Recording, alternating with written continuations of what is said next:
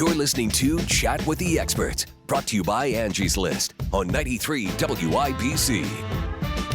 Welcome back to Chat with the Experts, brought to you by Angie's List. I'm Kyle Hawken. We just had Chuck Hill of Mr. Sparky on the show. He helped us break down everything you need to know about your home's lighting, both indoor and outdoor, and a whole lot more. Now it's time to turn our attention to our Writer's Block segment. And every week, we welcome in one of the creators of Angie's List magazine and online content. Today, our guest is none other than James Figy. James is a staff writer for Angie's List, and he's been on the show previously to talk about taxes and downtown living. He's back today to chat about lighting. He's our subject matter expert at Angie's List when it comes to electrical issues, and he's had an interest in home improvement and remodeling from a young age. Today he's going to talk about a few of the stories he's been creating recently. James, welcome back to the show. Thanks for having me back, Kyle. You know, I know we've talked before that you have worked with your dad doing a lot of remodeling tasks.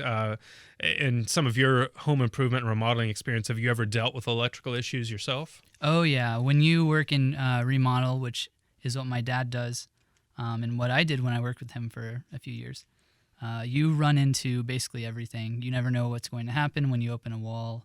Or even if, a homeowner calls you in for something completely unrelated, you might run into something like electrical problems.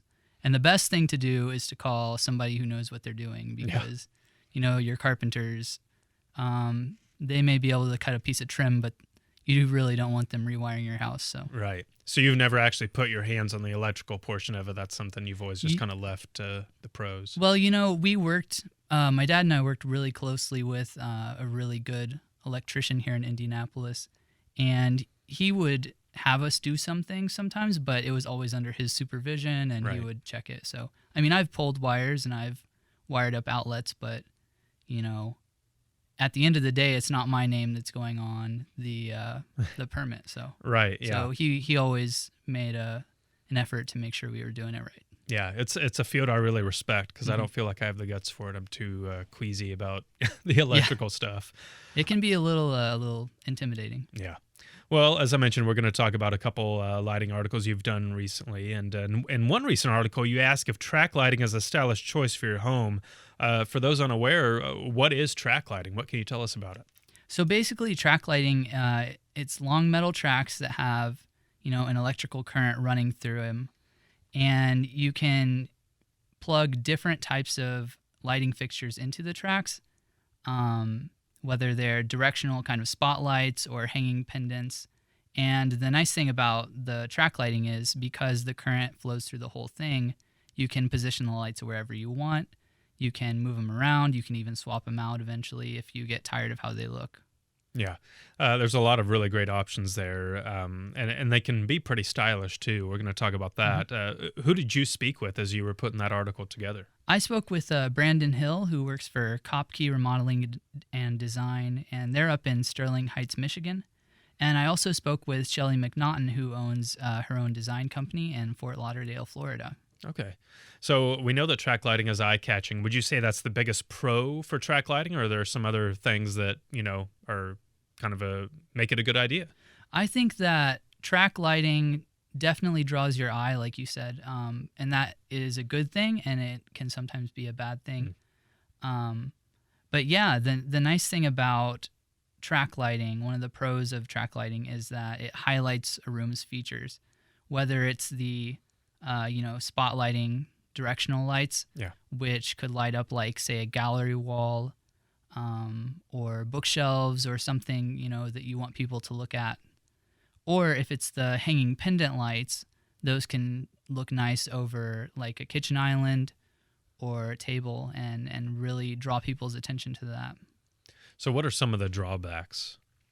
Well, like I said about, it drawing your eye is that if you have too much lighting on the ceiling, it starts to look busy. And one thing about track lighting is it's really poor as general lighting. Right. It's very good for those accents, highlighting certain areas of the room. But if you have to add general lighting on the ceiling as well as track lighting, sometimes that looks like you have, 50 different things up there just to accomplish one goal, which is to, help you see in the room.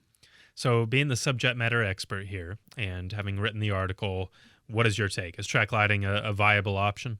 Yeah, I mean, track lighting is great. It's been around since the 60s. And actually, I was looking at this Popular Mechanics article from, I think it was 1975, and they had some really terrible stuff, Yeah. like big, bulky, square lighting fixtures for track lighting.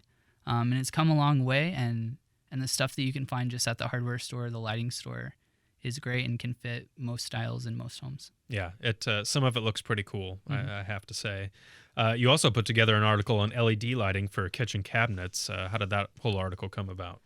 Yeah, so they wanted me, the managers wanted me to write an article about cabinet lighting, and very early on in my reporting, it became evident that LEDs were the way to go. I mean, LEDs are kind of the way that the entire industry is going, just because they provide great light and they're very energy efficient, Right. and they don't, unlike a lot of other lights that have been used in kitchens before, they don't get extremely hot, which can be a problem, when you have them sitting up against wood cabinets. Right.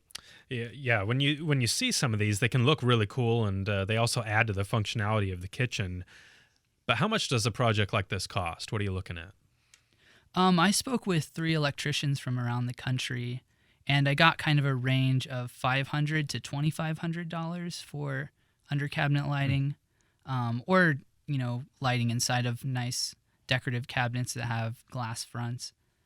The average, I would say, is probably $1,500, right in the middle, and it's less labor intensive. It goes a lot faster if you're doing it during like a full kitchen remodel. Yeah.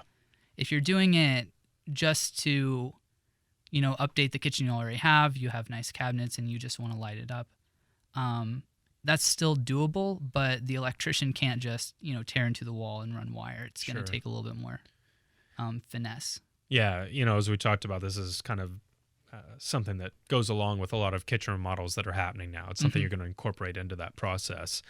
You talked about LED lights. What is the availability for lighting when you're talking about under the cabinets? Is LED just the way everybody's going right now, or what options are out there? Yeah, I mean, there are a few different types of under cabinet lightings, but most of them are LED. There are strip lights, which are just kind of a big block that just run across the bottom of a cabinet, and then there are what they call puck lights, which are shaped kind of like a hockey puck, and they have a few different LEDs in them. And then they also make now a tape light, which is basically just like a strip of tape with a few LEDs on it. The electricians I talked to weren't really crazy about those, and they said that they didn't really think that they lasted that long, and they didn't like the quality of light. Sure. But that is, they just stick to the bottom of your cabinet, so that is something that a homeowner could do pretty easily. Most of them just plug into a wall outlet. Right. Did you get a feel for what the best option was there, or maybe even the one that kind of stuck out the most to you? I don't know. I think I personally have seen, the strip lights and the puck lights installed, and both of them do a really great job. I think that if you're planning to use it as a task lighting to cook and things like that, then maybe the strip lights are a better choice. But both of them will really accomplish, the goal of highlighting your kitchen cabinets as well as, providing light for you to work. Yeah, it really is kind of a personal taste thing as well. I mean, one, what's going to work best for your kitchen. The other, just what do you like as the general aesthetic and feel of it. So this is an interesting one because in the midst of all these like really great lighting articles, you also did an LED nightlight article, which I thought was really cool. What are some of the benefits of replacing a traditional nightlight with a LED option? Well, for one thing, there are a lot of, different types of lighting options when you're talking about night lighting. The coolest thing I found when I was writing this article was there's a company called Snap Power, which makes these outlet covers that have LED lights built in on the bottom. So, LEDs, like I said earlier, are very energy efficient. Mm-hmm. And when you have something like night lights that are going to run all night, and they, you don't really need them for more than maybe 5 minutes in a night, but you want to have them on when it's dark at least. You don't want to spend a lot just to keep them on.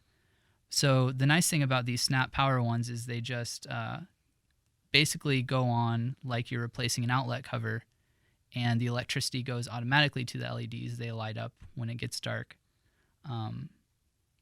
And they're pretty cheap. They're about $15, I think. Yeah, it's a really great option. I know I had a Ninja Turtle nightlight when I was a kid. I definitely can say it was not LED. James, I want to thank you so much for coming on the show today. We really appreciate all your great information. Yeah, anytime, Kyle. Thanks. You can check out James' articles at angieslist.com. Use the promo code WIBC to get 40% off an annual membership. Another big thank you to Chuck Hill of Mr. Sparky. We appreciate you tuning in today. If you want to catch a past episode, you can do so by finding us on iTunes. Just search Chat with the Experts. Thank you so much for joining us. This has been Chat with the Experts. We'll catch you next time.